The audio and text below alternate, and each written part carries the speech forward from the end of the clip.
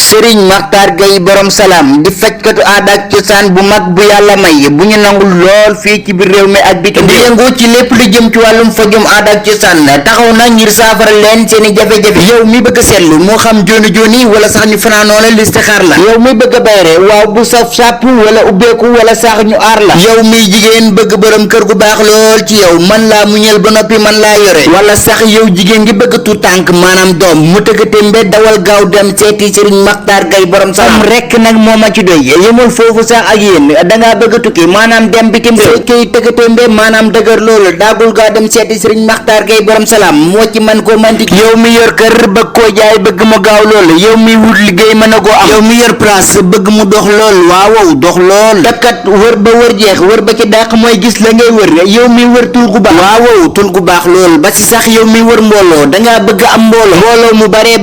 ba foo leen woo ñu wuy si jokkool ak Serigne Makhtar Gueye borom salam yow mi yor place am na ñaan gu xam ne su la ko defelee jeex na loo jaay mu yow mi bëgg a jokkoo ak moom mën nga jokkoo ak moom ci numéro téléphone yi boo leen ko defee seen aajo dina fa Serigne Makhtar Gueye borom salam salaamatan Serigne Makhtar